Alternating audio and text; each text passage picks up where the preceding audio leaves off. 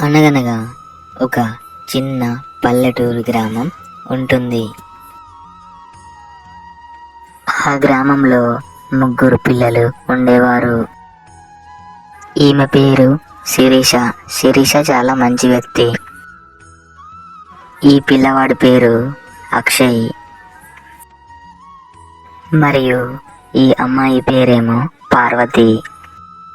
శిరీష, ఆకాష్ మరియు పార్వతి చాలా మంచి స్నేహితులు. వీళ్ళు కలిసి రోజు మంచిగా ఆడుకుంటూ ఉండేవాళ్ళు. వీళ్ళు ముగ్గురు వీళ్ళకి నచ్చిన స్థలానికి వెళ్ళి వాళ్ళకి నచ్చిన ఆటలు ఆడుకుంటూ ఉండేవారు.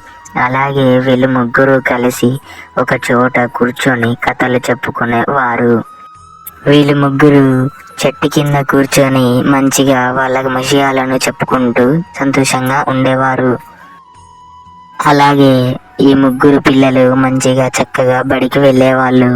ఈమె పేరు జయ. ఈమె ఒక టీచర్. వాళ్ళ ముగ్గురికి పాఠాలు చెప్తూ ఉండేది. ఏరా పిల్లలు, అందరూ మంచిగా ఎండాకాలం సెలవులు ఎంజాయ్ చేశారా? మళ్ళీ తిరిగి బడికి వచ్చారు కదా. మీరు మంచిగా చదువుకొని మన ఊరికి మంచి చేస్తూ మంచి ఉద్యోగాలను చేస్తూ ఉండాలి. నేను మిమ్మల్ని ఒక ప్రశ్న అడుగుతాను. అదేంటంటే, నీళ్ళలో మరియు నేల మీద తిరిగే జంతువు ఏదో చెప్పండిరా. మీ ముగ్గురిట్లో సరైన జవాబు చెప్పాలి. నేను చెప్తాను టీచర్ గారు.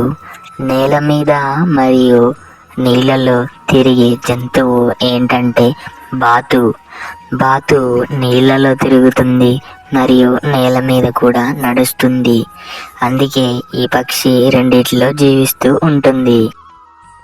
సరి అయిన జవాబు చెప్పావు శిరీష. నువ్వు వీళ్ళ ముగ్గురి కంటే చాలా మంచిగా చదివే పిల్లలా అనిపిస్తున్నావు. ఇప్పటి నుంచి ఈ క్లాస్లో నువ్వే లీడర్వి.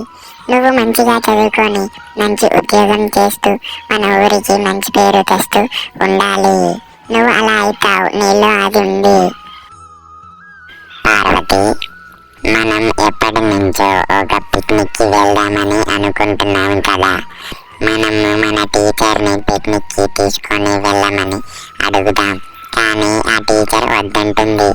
అందుకే మనం శిరీషతో చెప్పి పిక్నిక్కి వెళ్ళడానికి టీచర్ని అడగమని చెప్దాము.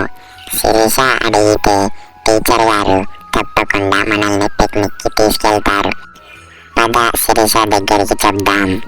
శిరీష, మనం ఎప్పటి నుంచో ఒక పిక్నిక్కి వెళ్దామని అనుకుంటున్నాం. అది నేను మరియు పార్వతి ఆలోచించాం. మనం మన టీచర్ని పిక్నిక్కి తీసుకువెళ్ళమని అడుగుదాం. కానీ మేము అడిగితే టీచర్ గారు వద్దంటారు. ఎందుకంటే నువ్వు మంచిగా చదువుతావు కాబట్టి నువ్వే వెళ్ళి టీచర్ గారిని పిక్నిక్ తీసుకువెళ్ళమని అడుగు. అప్పుడు టీచర్ గారు తప్పకుండా మనల్ని పిక్నిక్కి తీసుకెళ్తుంది. నువ్వు అడుగుతావు కదా. సరే అక్షయ్, నువ్వు చెప్పినట్లే మనం పిక్నిక్కి వెళ్దాం. నేను మన టీచర్ గారిని తీసుకెళ్ళమని అడుగుతా. మీరేమి దిగులు పడకండి. మన టీచర్ గారు తప్పకుండా తీసుకెళ్తారు. పద నాతో, నేను అడుగుతా టీచర్ని. ఇలా శిరీష, అక్షయ్ మరియు పార్వతి టీచర్ దగ్గరికి అడగడానికి వెళ్తారు. టీచర్ గారు, నమస్కారం అండి. మేము ఎప్పటి నుంచో పిక్నిక్కి వెళ్దామని అడుగుతున్నాం.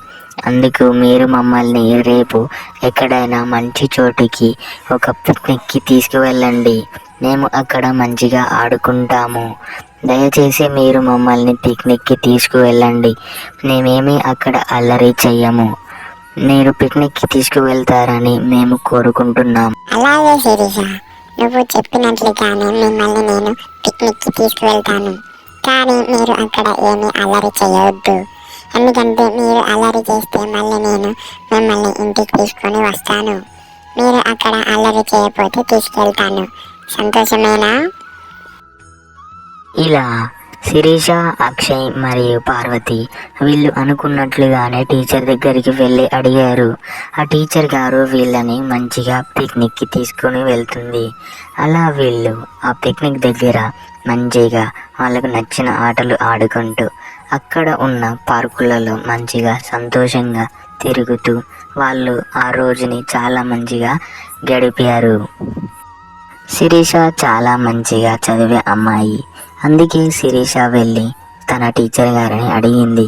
అందుకు శిరీషని చూసి తన మేడం గారు పిక్నిక్కి తీసుకొని వెళ్ళారు.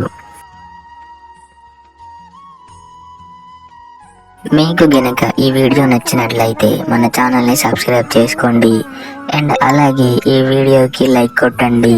Thanks for watching.